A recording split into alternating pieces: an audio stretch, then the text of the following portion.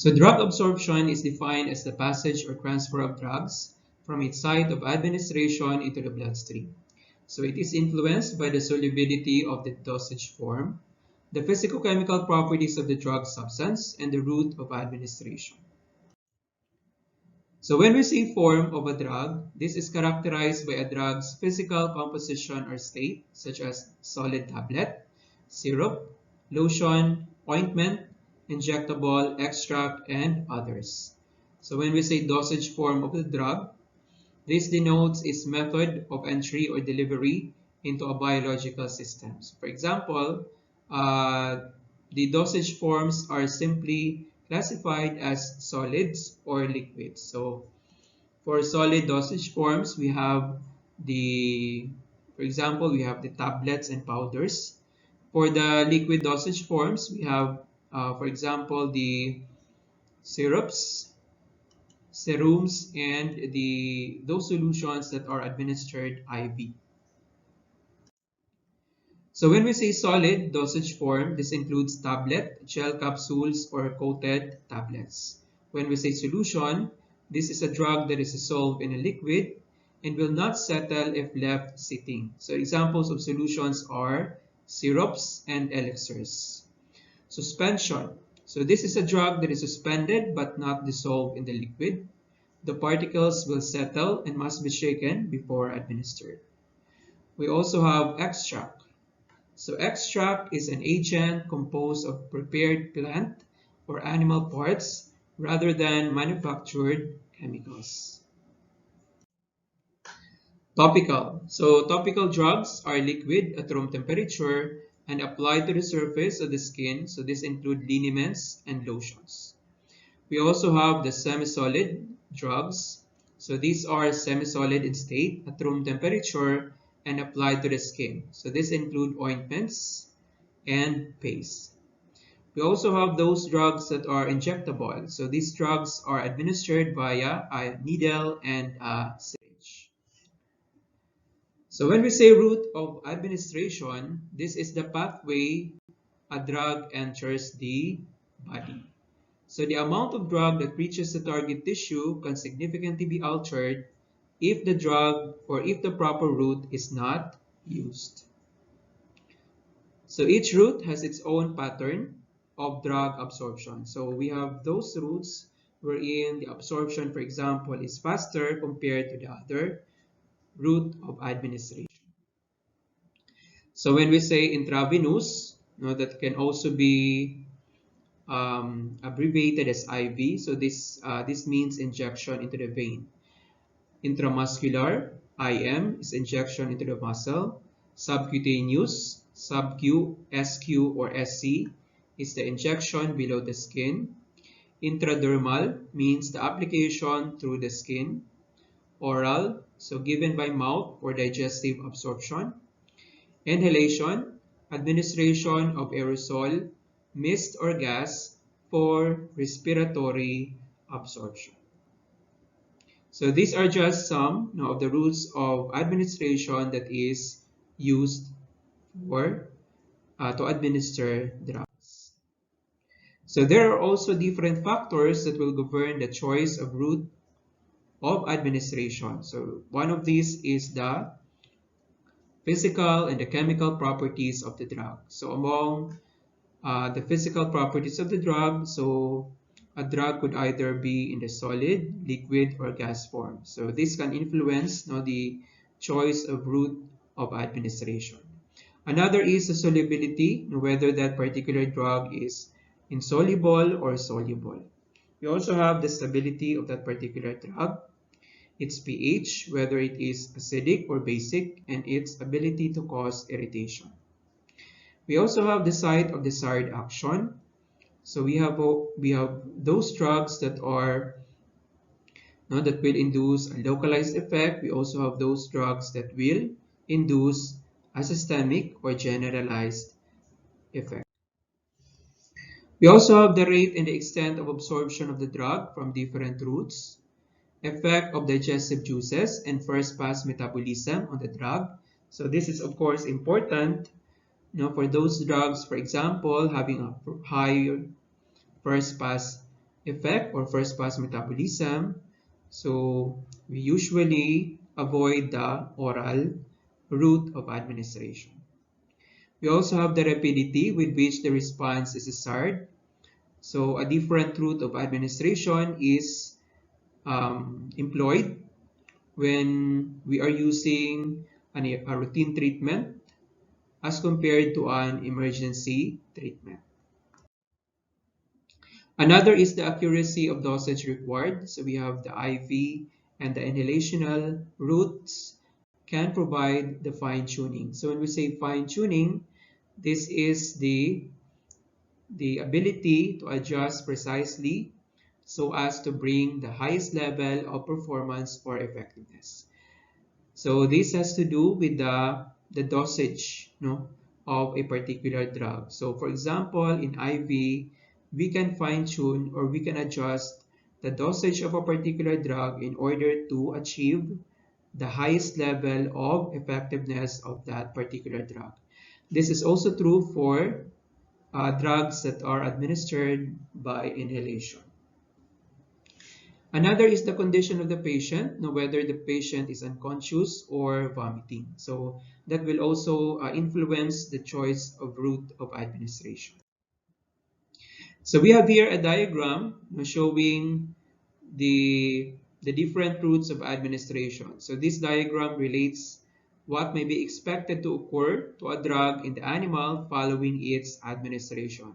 So we have here the different routes of administration. We have IV, IM, PO or per os, SC, IP or intraperitoneal, inhalation, and dermal. So as you can see here, for the IV administration, it goes directly into the bloodstream. While for all of these routes of administration, it will first undergo, or it must first um, it must first be absorbed in the body in order for it to proceed to the bloodstream.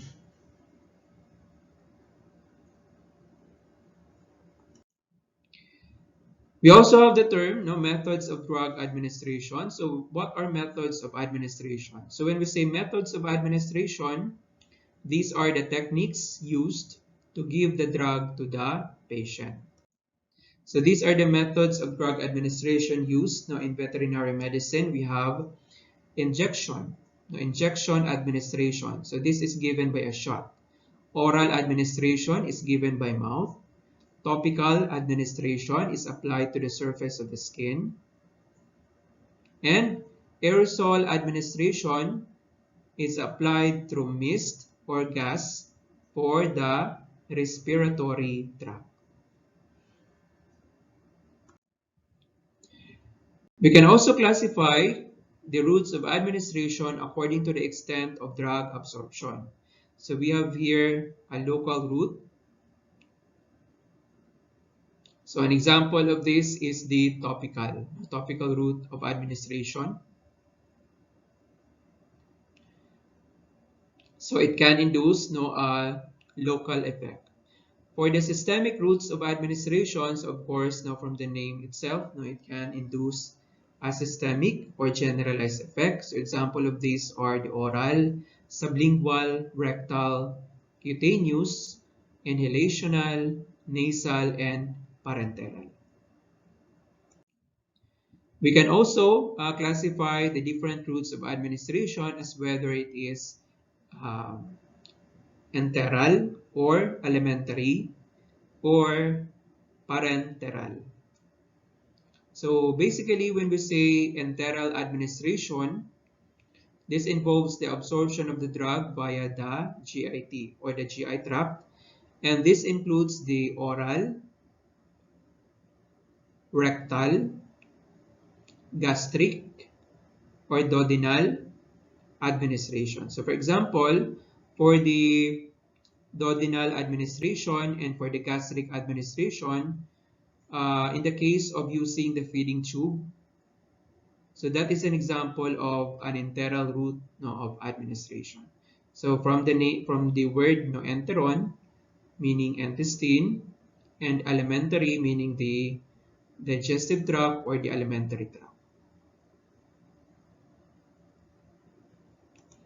Another is the parenteral route of administration. So when we say parenteral, this is defined by the US Food and Drug Administration or FDA as a drug administration by injection, infusion, and implantation or by some other route other than the alimentary canal. So again, examples of our parenteral routes are the IV, subcutaneous, IM, and the IP or the intraperitoneal. According to the Cambridge University Press, parenteral drug administration refers also to drugs given by routes other than the digestive tract.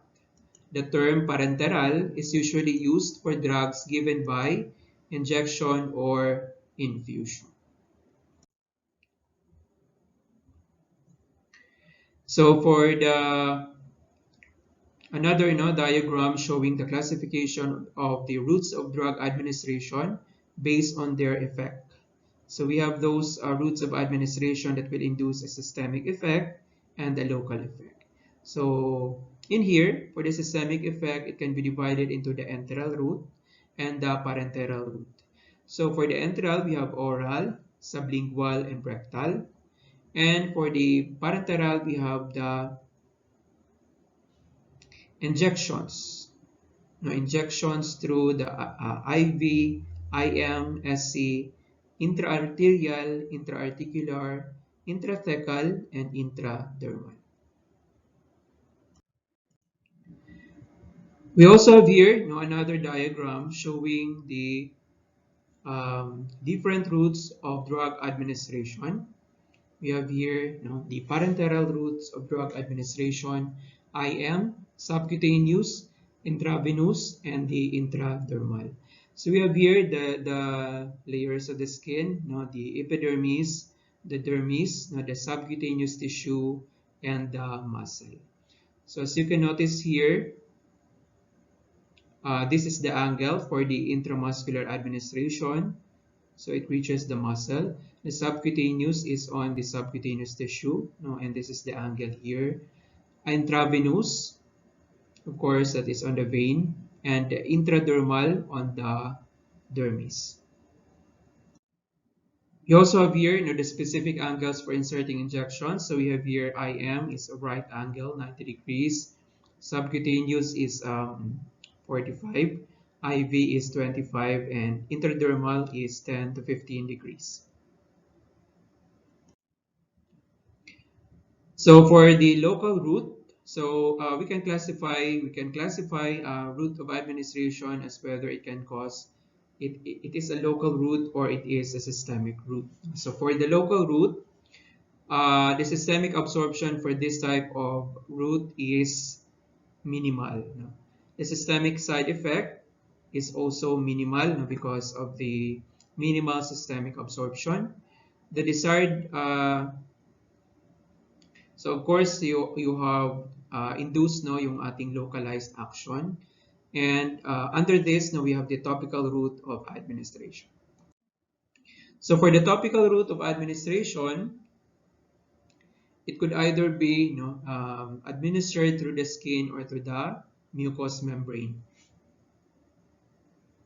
So examples of those drugs that are administered topically are the ointment, cream, lotion, paste, powder, dressings, spray, and etc.